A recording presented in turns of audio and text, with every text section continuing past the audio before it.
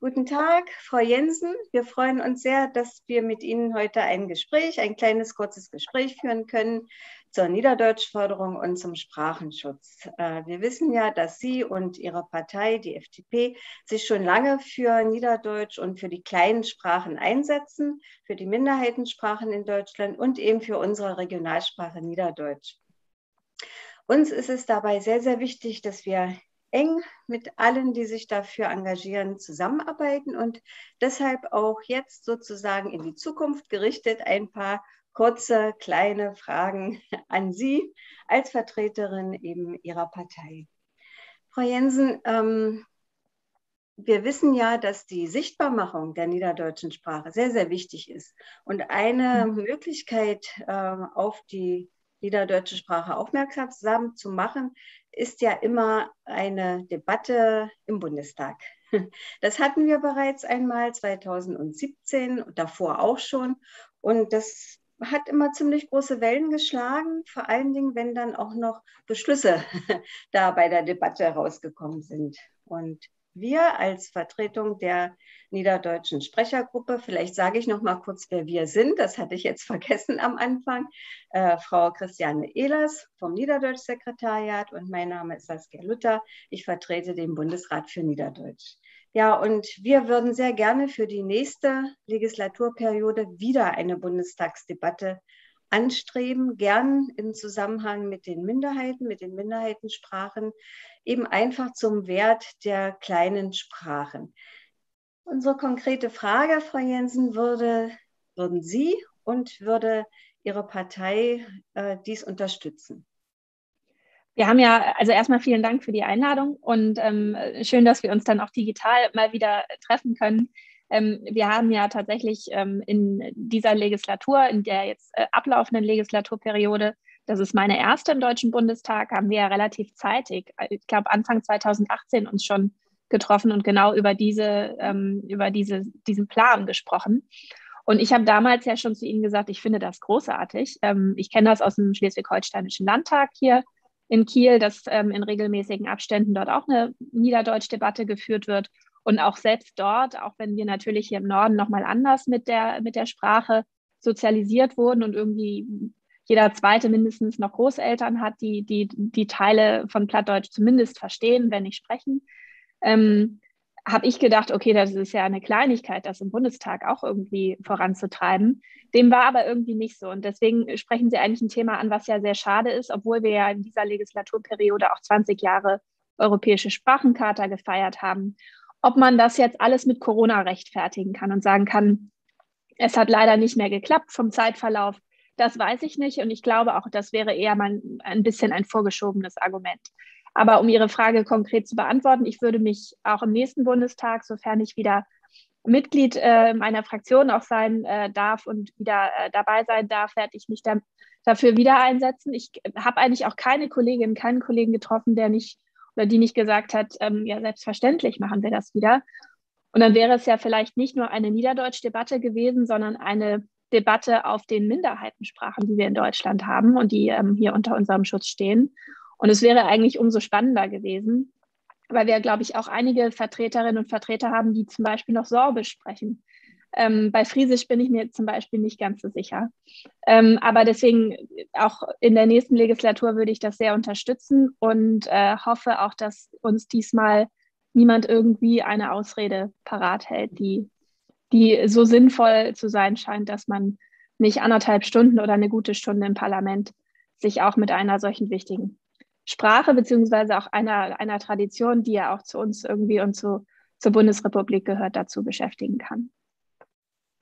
Das freut uns sehr und dass wir da auf einer Wellenlänge sind. Und wir würden es natürlich auch sehr, sehr begrüßen und uns darüber freuen, wenn es eben nicht wieder zum Ende der Legislaturperiode, wenn überhaupt, stattfindet, sondern dass wir es tatsächlich angehen und wenn Sie da Unterstützung brauchen. Ich meine, wir als Sprechergruppe können natürlich eine Debatte nicht initiieren und nicht anregen. Das können Sie und Ihre Kolleginnen und Kollegen.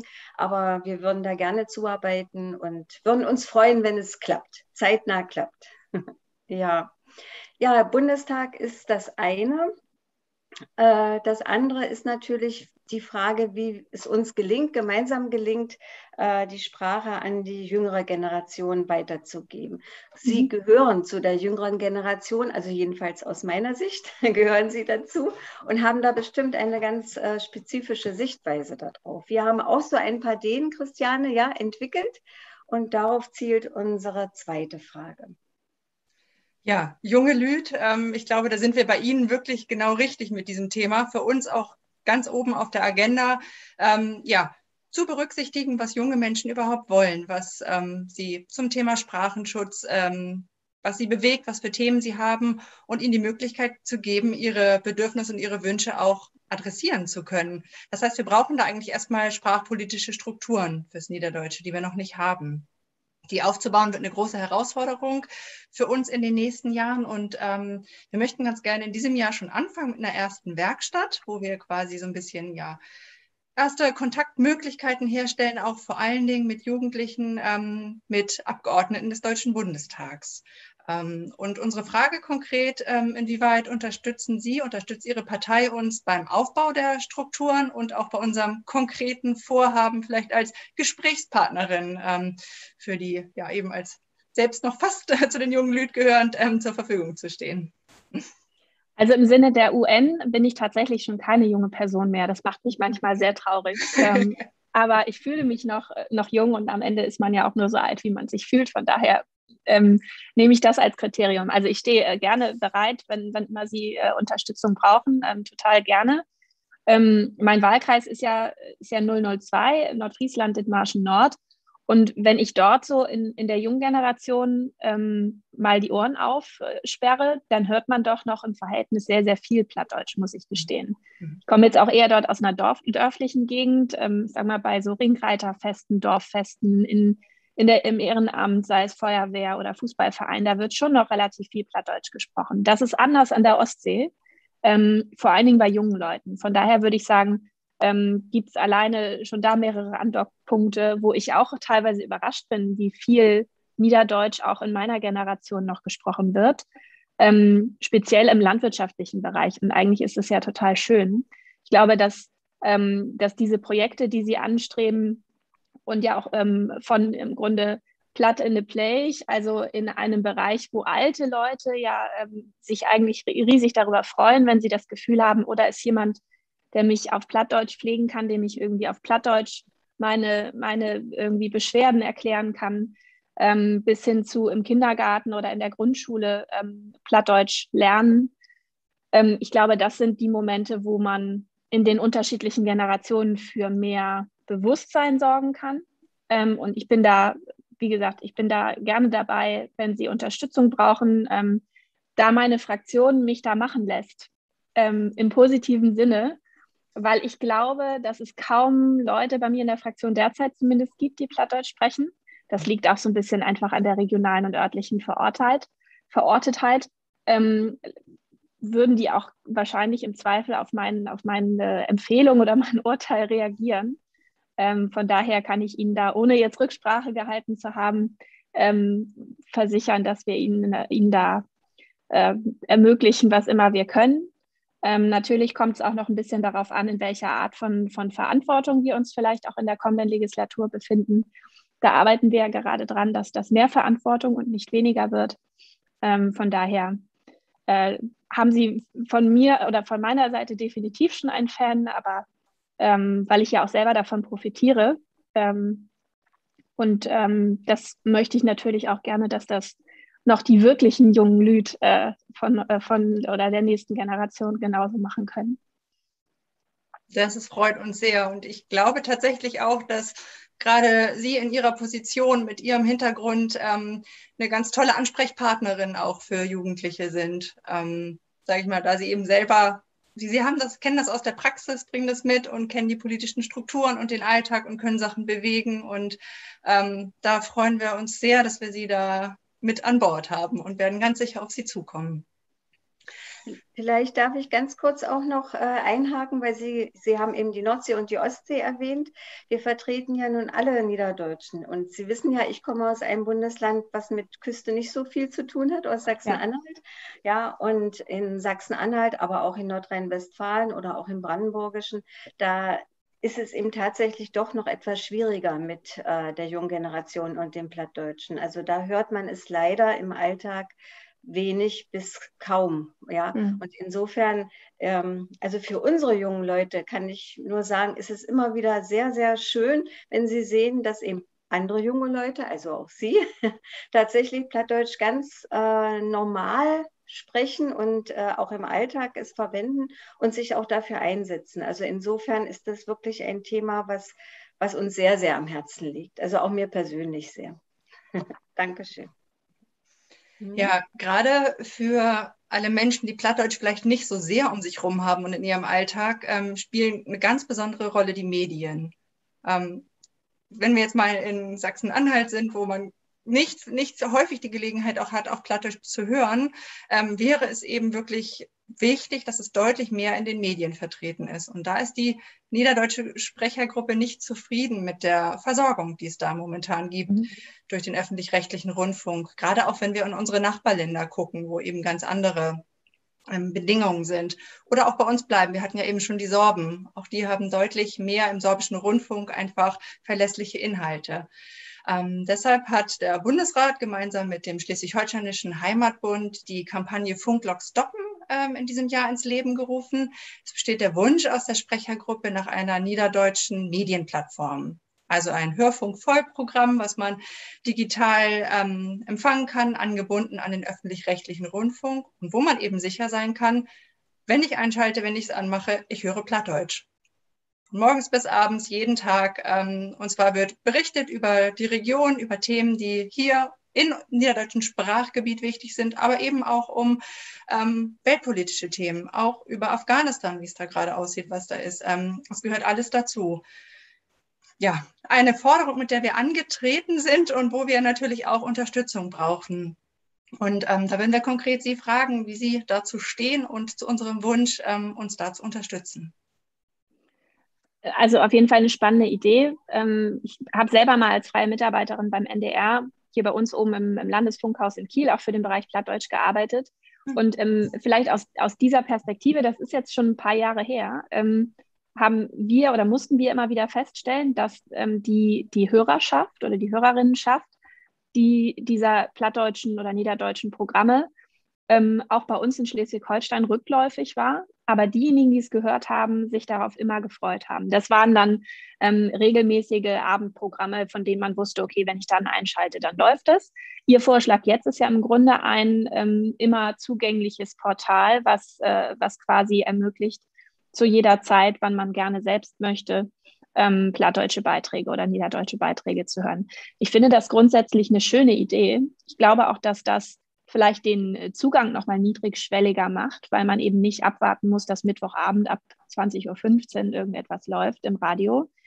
Ich glaube, die Herausforderung wird dann eher darin bestehen, weiterhin auch Redakteurinnen und Redakteure zu finden, die diese Inhalte bereitstellen, weil ja auch dort, ich sage mal, der Fachkräftemangel mit dieser sehr, sehr engmaschigen Kategorie Niederdeutsch und dann auch noch die entsprechenden Möglichkeiten zu haben, diese Beiträge zu machen, die wird wahrscheinlich eher die Hürde sein, die man da nehmen muss, dass man den öffentlich-rechtlichen Rundfunk bei genau solchen Anlässen auch in die Pflicht nimmt und sagt, das ist das, was wir vom Öffentlich-Rechtlichen erwarten und das ist Teil oder sollte dann Teil auch dieses Staatsauftrages sein. Das finde ich ist gerechtfertigt. Die Frage ist, glaube ich, wie man es dann organisatorisch so umsetzt, dass das Programm sich quasi nicht alle 3-4 Stunden wiederholt, sondern dann auch regelmäßig auf den aktuellen Stand gebracht wird. Klar, in Corona-Zeiten gab es weniger Beiträge, da wurden auch viele Sachen ja aus den Archiven geholt, nochmal aufbereitet. Ich glaube, sowas ist kein Problem. Aber da bin ich gespannt. Auch das würde ich begleiten. Ich bin aber zumindest mit einem realistischen Blick aus der machenden oder produzierenden Perspektive bin ich gespannt, ob man das tatsächlich dann in allen Landesfunkhäusern, wo dann auch diese Sprechergruppe dieses Programm nutzen würde, oder eben digital von überall drauf zugreifen würde, inwieweit man das auch so, ich sag mal, vielfältig wie möglich ja bespielt. Was ich einen spannenden Punkt finde, ist einfach auch ein bisschen Politik und Weltgeschehen auf den Minderheitensprachen allgemein, aber speziell jetzt aus meiner Perspektive auf Niederdeutsch auszustrahlen. Weil das fand ich, kam häufig manchmal zu kurz oder kommt auch immer noch zu kurz, obwohl ja junge Menschen, die man für diese Sprache begeistern wollen würde, das nicht unbedingt hinbekommt, indem man sagt, es gibt den x-ten Beitrag, jetzt bin ich vielleicht ein bisschen polemisch, über eine Krabbenpool-Weltmeisterschaft. Weil die Themen und die Sprache schon auch irgendwie übereinander passen müssen, die das Interesse wecken. Und das könnte ich mir vorstellen, sind dann eher aktuellere Themen auf der Sprache, die man gerne weitervermitteln möchte. Von daher auch das würde ich jetzt erstmal überhaupt nicht ausschließen mit dem organisatorischen Realismus-Check, aber den gibt es, glaube ich, immer. Den gibt es immer und der ist auch notwendig, natürlich. Unser Ansatz ist erstmal zu träumen, sage ich mal. Wir haben erstmal gesagt, wir möchten quasi uns auch trauen, das zu fordern. Wir waren da einfach sehr, sehr lange sehr still und, sage ich mal, zufrieden mit dem, was wir hatten und haben Kürzungen und immer weiter die Sendezeiten, die um Minuten runtergekürzt wurden, hingenommen und haben jetzt gesagt, das bringt uns einfach nicht nach vorne. Und natürlich brauchen wir den Realismus-Check nachher, natürlich. Aber ich weiß auch, Sie haben gesagt, es ist schwierig, vielleicht Menschen zu finden, diese Beiträge zu machen. Es gibt aber ganz viele. Es gibt in allen Landesfunkhäusern, da gibt es ganz viele Menschen, die das können. Es gibt ja nicht nur, wir haben den NDR, dann haben wir den WDR, wir haben RBB. Also sage ich mal, wir haben gesagt, wir gucken, was da ist und ansonsten, was fehlt, muss aufgebaut werden. Das ist ja natürlich, das wissen wir auch, kein Ziel, was wir in 2-3 Jahren erreichen. Das ist, wir brauchen einen langen Atem dafür, das wissen wir. Genau, aber es soll nach vorne gehen und es freut uns, dass Sie da auch positiv gestimmt sind. Ja. Und genau, gerade was Sie auch was Sie auch gesagt haben, das politische Weltgeschehen, ja, das ist uns auch ganz wichtig, dass genau das auch mit dem Niederdeutschen zu verknüpfen. Dass wir eben nicht bei, sage ich mal, den nur typischen regionalen Themen, die man auch oft mit dem Plattdeutschen verbindet, bleiben, sondern eben, dass sich das öffnet. Und da werden natürlich auch später Gesprächspartnerinnen und Partner gebraucht. Und da könnte ich mir zum Beispiel Sie auch vorstellen. Genau, da heben Sie schon den Finger. Sehr schön. Sehr schön. Ja, realitätsnah, war so ein gutes Stichwort eben, Frau Jensen. Sehr realitätsnah sind ja die Antragsverfahren, die Bürgerinnen und Bürger mitunter durchlaufen müssen, wenn sie eben bei der Verwaltung ihrer Länder Anträge für Wohngeld, für eine Unterstützung, für irgendetwas, auch den Führerschein beantragen wollen. Das ist schon sehr realitätsnah und in diesem Zusammenhang verpflichtet ja das Onlinezugangsgesetz die Kommunen, die Länder, aber auch den Bund, gemeinsam alle Anträge im Online-Format zu ermöglichen bis Ende 2022. Das ist gar nicht mehr lange hin, wenn man sich das vorstellt. Und wir sehen darin eine große, große Chance, dass hier der Zugang auch über Plattdeutsch erfolgen kann.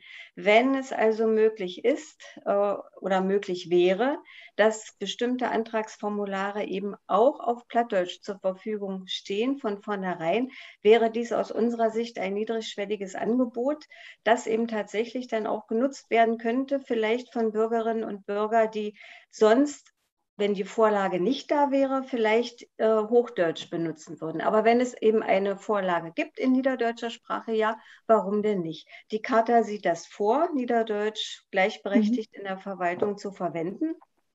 Und wir sehen eben hier eine Chance, sehen aber auch ein bisschen, dass uns die Zeit davonläuft, dass es eben doch bald Ende 2022 ist und wir würden gerne ein Pilotprojekt auch unterstützen und würden Sie konkret fragen, ob Sie uns vielleicht dort auch Zugänge ermöglichen können, also uns, der Niederdeutschen Sprechergruppe. Natürlich sind wir bereit zu helfen dabei, aber wir müssen einen Zugang haben und das fällt uns im Moment ein bisschen schwer. Den Zugang, da müsste ich jetzt im Grunde eine Rückfrage stellen, den Zugang zur Verwaltung beispielsweise, die entsprechend dieserlei Anträge bearbeiten würden. Ja, es gibt ja, soweit wir wissen, Arbeitsgruppen, die sich damit beschäftigen, die also jetzt die Formulare, die Matrizen entwickeln. Und da würden wir gerne uns einbringen. Da würden wir gerne direkt auch einmal natürlich auf die Wichtigkeit hinweisen, aber auch wenn es um ganz praktische Dinge geht, also so wie das Übersetzen zum Beispiel. Ja. Ja. Also da bräuchten wir sicherlich ein wenig Hilfe, um da einen Zugang zu bekommen und um vielleicht auch in den Arbeitsgruppen selber noch einmal die Wichtigkeit zu betonen. Also wir wissen ja, dass es im Moment Formulare gibt, die natürlich in Standarddeutsch, das ist ja völlig in Ordnung, aber eben auch in englischer Sprache hinterlegt werden. Ja, und warum denn nicht Niederdeutsch und natürlich, warum denn nicht eine andere Minderheitensprache? Ja. Da bin ich tatsächlich auch nicht unbedingt gerade auf dem aktuellen Stand, was die Erarbeitung angeht in den Arbeitsgruppen, aber da kann ich mich auf jeden Fall mal schlau machen und nachfragen, inwieweit dort auch Möglichkeiten für Unterstützung aus der Expertinnengruppe noch gewährleistet werden können oder einfließen können. Aber das stimmt natürlich, also wir haben ja schon in wenigen Monaten Weihnachten und den Jahreswechsel und dann haben wir 22.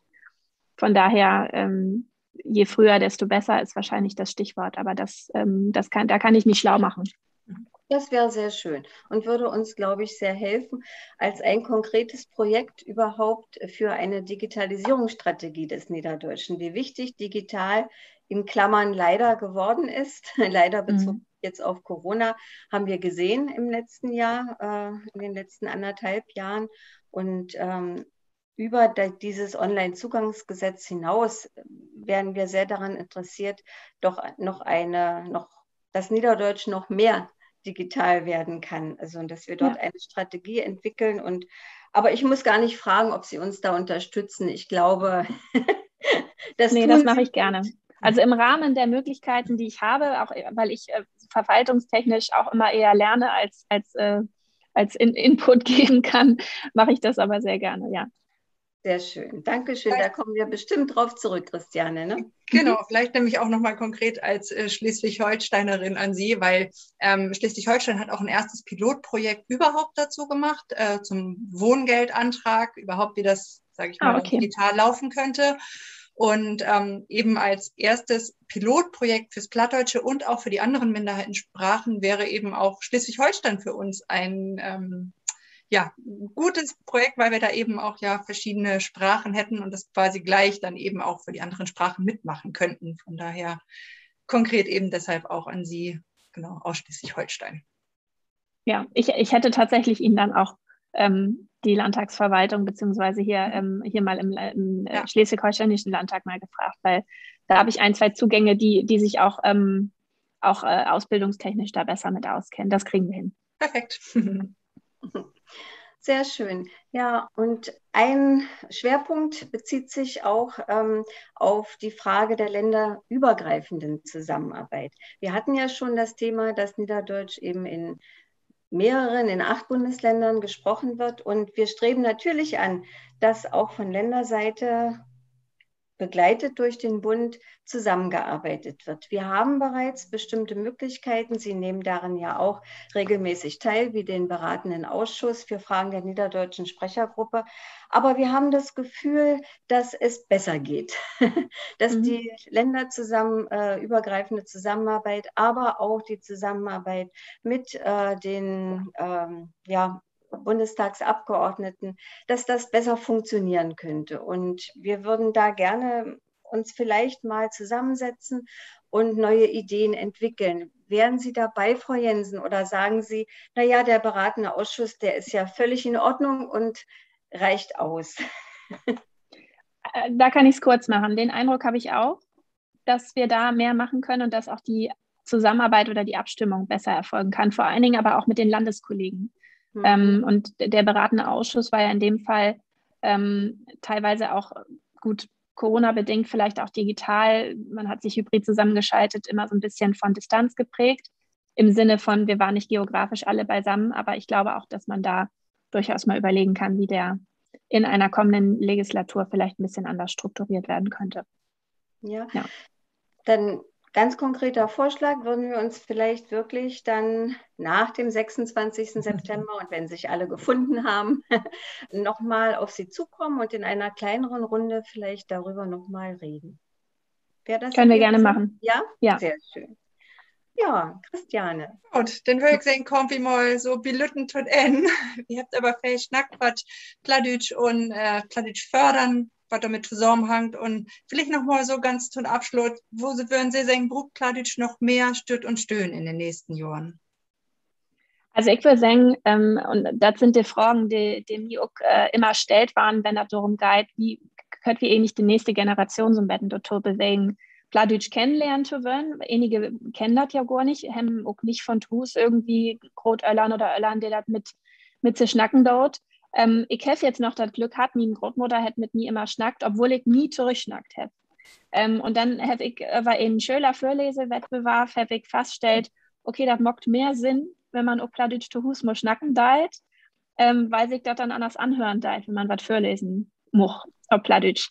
Und dann habe ich meinen Vater und meine Großmutter genommen und habe gesagt, so, afhüt, war Plattdeutsch schnackt. Jem Kötter, das ist hier meine erste, quasi hier meine Muttersprache. Und bei mir ist das nicht ganz so. Und ich würde sagen, das sind die Leute, die jetzt Plattdeutsch schnacken, die in eine Verantwortung auf dem Betten drängt waren wollen, mehr zu mocken und diese Sprache nicht utstammen zu lassen. Weil wenn wir uns darum nicht möchte geben, dann passiert das irgendwann ganz natürlich, weil die Plattschnacker, die das von Hus ut können, die waren immer Öller und die schnacken auch vielleicht dann nicht mal mit der Masse an Menschen. Ich habe mir deswegen zum Beispiel gedacht, wie kann man dafür sorgen, die Plattdeutsch auf dem Betten besser in der Öffentlichkeit zu kriegen und dann sind das nur ganz lütte Socken. Aber ich habe zum Beispiel mein Wahlplakat, die in Schleswig oder in Nordfriesland hangen, da in den Wahlkreis jetzt für die Bundestagswahl, da steht in Plattdeutsche Schnacktrop. Das ist nichts Großes, aber am Ende blieben die Leute irgendwie storn und kicken sich das an, versuchen das zu lesen. Die haben ja keine inhaltliche, ob jetzt so die SAS, in inhaltliche Rechtschreibung. Und trotzdem ist das immer anders, wenn in den letzten Wochen mal darüber zu schnacken, wer eigentlich alles so Plattdeutsch schnacken deit. Und vielleicht die letzte Sache, die ich von Jemmesit immer ganz cool fand, die Möglichkeit, auch in den Kindergarten oder Lütte Lüt dafür zu begeistern, die vielleicht gar kein Plattdeutsch schnacken, mit dieser Idee, plattdeutsche Geschichten für diese Tonträger auf den Weg zu bringen. Ich habe jetzt Simpson Lütte Tochter, mit der schnacke ich ab und zu Plattdeutsch. Sie kickt mir immer an, also das funktioniert noch nicht ganz gut. Aber ich will sagen, dass diese Initiativen, diese Projekte total wertvoll sind und wir davon mehr brauchen. Und vieles kann verordnet werden. Aber ich glaube, wenn sowas von, jetzt sage ich auf Englisch, von bottom-up kommt, die Bevölkerung, weil die Leute das wird, funktioniert das meistens besser, als wenn das von Borben kommt und dann durchdrückt wird. Und deswegen ist, glaube ich, Arbeit extrem wichtig, weil ihr auch in eine Plattschnacker-Community rinhören können und diese Ideen dann abnehmen und dann zu Lüt spielen, die vielleicht nochmal in Bettenbad an andere Städten umsetzen können.